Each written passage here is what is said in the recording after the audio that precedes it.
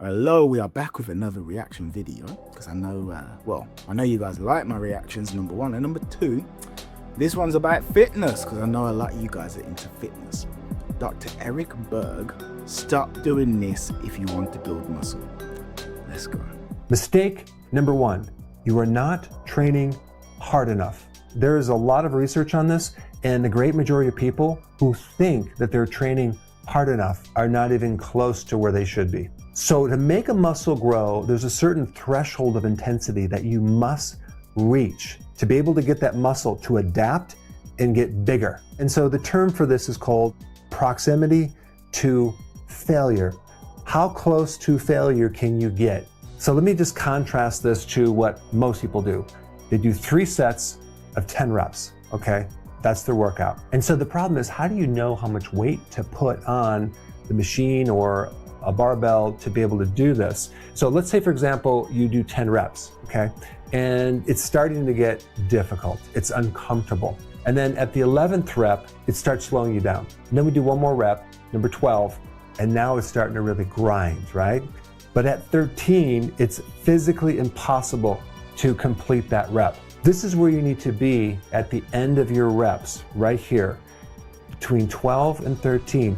This is where all of the gains occur right here. Here's something I find absolutely crazy. Everything he's saying right here is common sense to me and has been since I was a kid. And there are times when I just wonder how much respect I really need to give a lot of people, because this is just freaking obvious. It's like, if you want to get results in the gym, those results come from pushing your body. And if you want your body to transform, you need to push your body. That's how it happens. So the idea that significant percentages of people are going to the gym and not pushing their bodies and then being surprised when they don't get the bodies they want, it actually blows my mind. But either way, like, outside of that and outside of like tooting my own horn, something that is good to do, like here's a way, because if you don't really know like what to do on various weights and things like this is what you do. You constantly try to push your limits. It's really that simple. So here's something I have noticed, is people will go and let's say they're on the bench press. However much they lift on the bench press is what they lift, and they don't attempt to grow. Like, they don't attempt to put their weight up, but that's exactly what you need to do. You need to keep putting the weight up constantly, constantly, constantly. And the more you do that, the more you're going to force your muscles to grow and to transform. Maybe you reduce the amount of time that you spend waiting in between sets. Maybe if you're on the cross trainer, you go for longer periods of time, or you try to do a greater distance in the same period of time or in a lesser period of time, like each time you actually use the machine. But fundamentally, you got to push yourself. And it's like this thing he's saying right here, this is the single biggest thing. If you are going to the gym and you are just half-heartedly doing it, and you're just like, yeah, and you're not actually putting effort in, you ain't gonna get anywhere. You've got to fail. You have to push yourself. Here's another thing as well. It's like, let's say, here's an example. Let's say you're doing push-ups, right? And you're doing push-ups every day.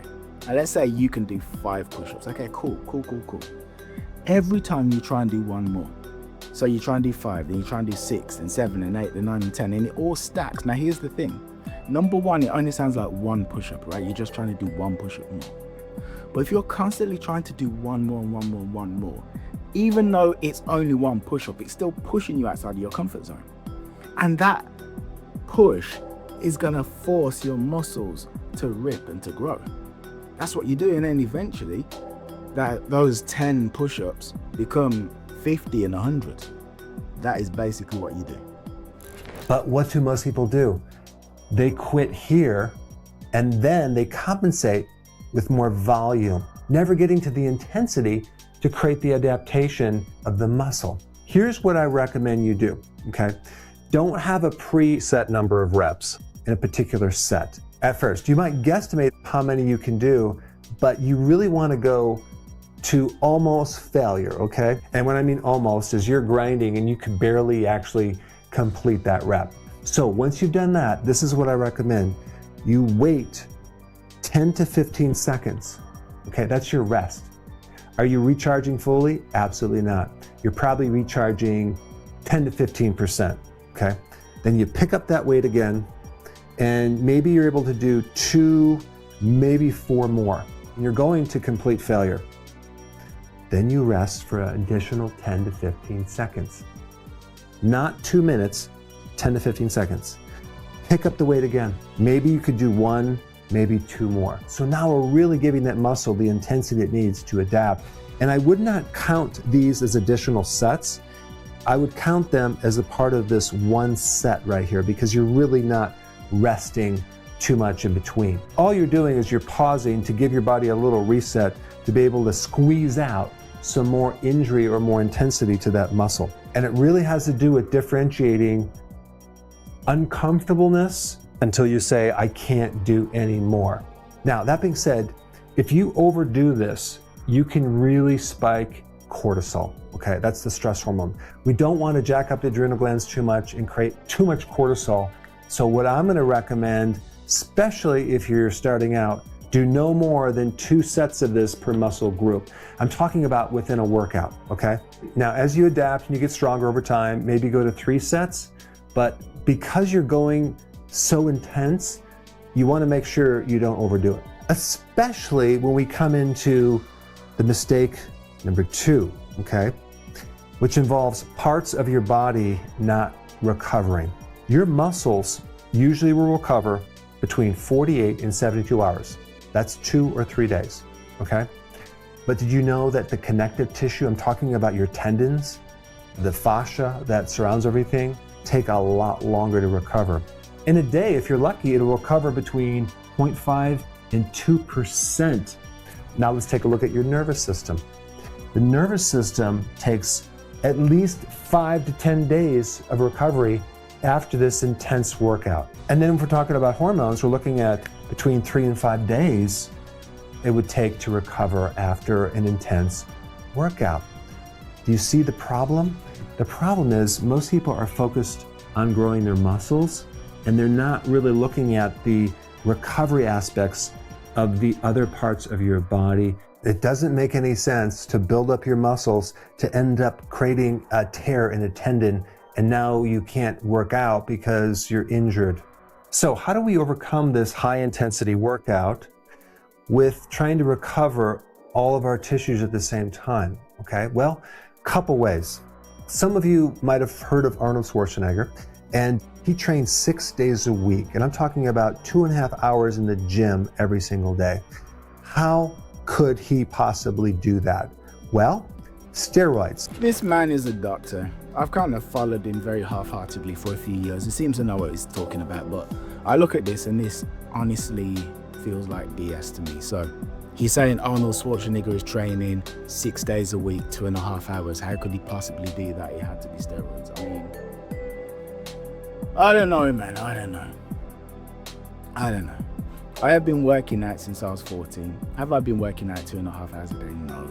Probably like an hour, hour and a half. But what I will say is, the only thing that's ever really prevented me from working out is whether or not I could be bothered to work out. I've never really been like, oh my God, I can't do this. I physically can't do this.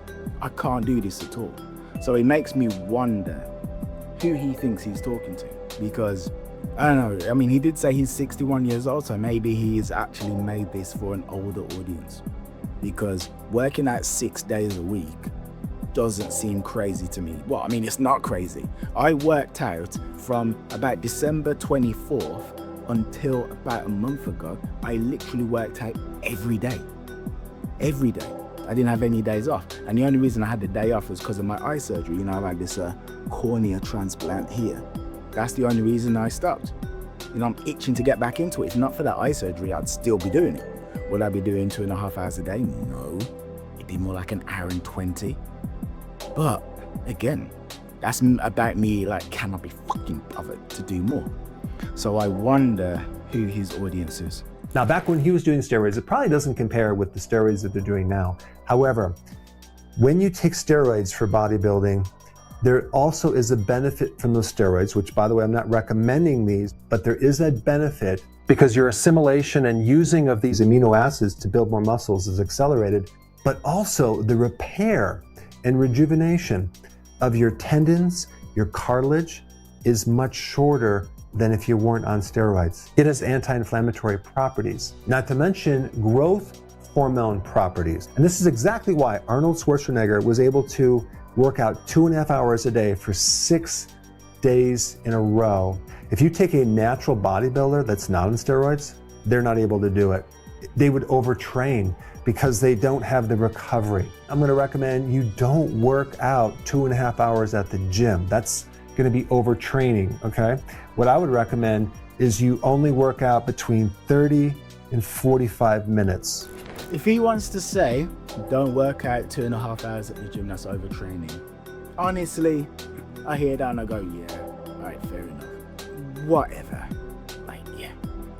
But if he's gonna tell people to work out for 30 or 45 minutes, like seriously, I'm actually kind of lost for words.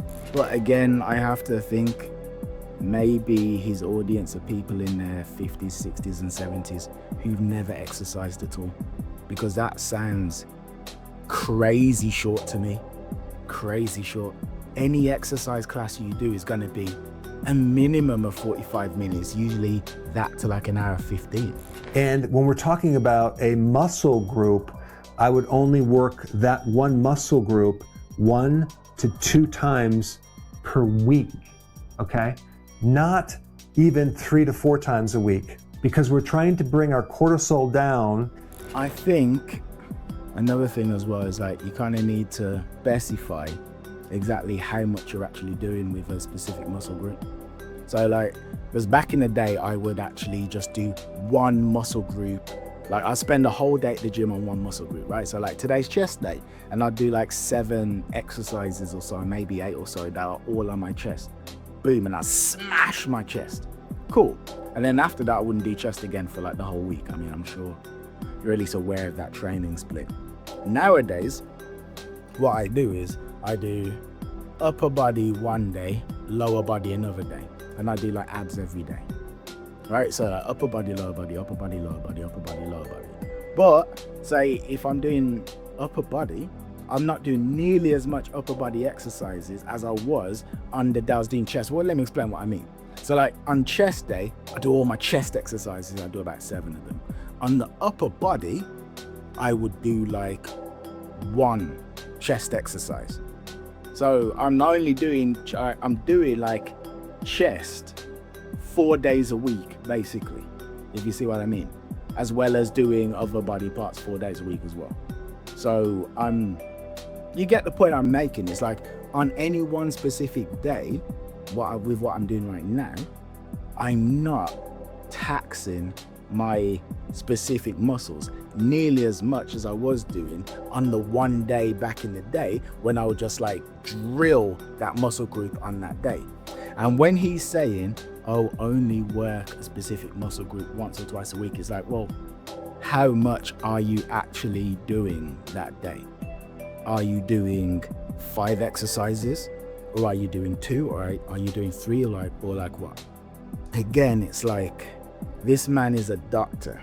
He's not like a fitness guru, he's a doctor. And something that I remember about doctors is, the doctor's goal isn't for you to be like some bastion of fitness or like some elite athlete or something like this. They just want to keep you ticking over. So everything he's saying is designed to keep you ticking over. Like if you follow this guy's advice, and don't get me wrong, he said some interesting things about cortisol and stuff like that. And fundamentally, I don't know, like he obviously knows what he's talking about to a degree, but this is all advice that is designed to just make you okay. You know, like, you know, you get someone who feels like, oh, I just want to lose a little bit of weight. You know, people say that, oh, I just want to lose a little bit of weight. I just want to get rid of a little bit of this from around my waist. That's the kind of audience that he's catering for. to allow more recovery for the connective tissue, the nervous system, and the hormones. You have to realize the benefit from exercise occurs in the recovery phase when you are sleeping mostly. And so on one hand, we want to create the messages for your muscle to grow bigger by using this, but on the other hand, we have to be very careful about not overtraining. Now, a couple other points that I want to bring out. It's going to be really important to keep your cortisol as low as possible. So on the off days, or even on the days that you're working out, going for a long walk in nature, super important. Hyper focusing on your sleep, super important. Making sure your diet is really rich in vitamins and minerals. And then every 4 to 6 weeks, I would take an entire week and do very, very light weights and not even do this right here. That way we deload some of the excess stress that could be accumulating. I fundamentally agree with that. I think that sounds like amazing advice. Anyway, we can end this here. I mean, some interesting takes and interesting info. What I'm hearing though is this sounds very similar to people who will say that when a woman is pregnant, she should just chill and relax and not exercise her body because she's pregnant and she doesn't want to damage herself. But then you'll go online and you'll see personal trainers or fitness models or CrossFit athletes who get pregnant but then continue to work out while they're pregnant, and they're like, I know my body, I know what my body's capable of. I've seen loads of those where the woman is literally like 6 months pregnant with a belly, maybe 7 months, and she's still deadlifting. And then we go, oh well, you shouldn't do that because you're a woman. Oh, how are you gonna live? Or you're gonna damage the baby. But you know, the truth is, women were, like, throughout history until we created hospitals, when women were pregnant, they still had to do shit because they didn't want to get eaten by saber-toothed tigers or bears or what have you. So it's only like a very recent luxury where we're able to say, hey, you're a woman, you can't do anything. So as a result, you just lay there, you pampered little princess, and let us do everything for you because, oh no, you're with child, and therefore you can't do anything. And I'm getting elements of that creeping into what he's saying. But again, I think it's all about audience. I think this man's audience, he's 61 years old. I mean, come on, who's his audience really? His audience is obviously people of a similar age category. But that said though, I mean, look, if you're someone who doesn't work out at all and you want to get into it and then you start doing this stuff, is it going to have fantastic benefit? Yeah. And the stuff he was saying about like allowing your tendons to recover and stuff, like, that's interesting. That's interesting because it's, he must know what the hell he's talking about when he says that. But at the same time, it's like, how many people just work out all the time? Yoga athletes, footballers, MMA fighters, me, like you guys, you know what I mean? He's saying you have to give your nervous system 5 days to recover. Really? I don't know, man. Sounds like BS. Anyway, that is it for this reaction video. That's a merci beaucoup for your time. Appreciate you. This is the Man Manual. Your guide to becoming the kind of man that you love and respect. If you like the cut of my jib, please like and subscribe. Please. Please. Is it vanity? Yes. But is it necessary for the growth of my business? Yes. So please help a brother out. And beyond that, let me know your thoughts in the comments. I'd like to know if you think I'm full of crap, I don't know what I'm talking about, or if maybe I'm really onto something. But take it easy. Goodbye. Kieran out.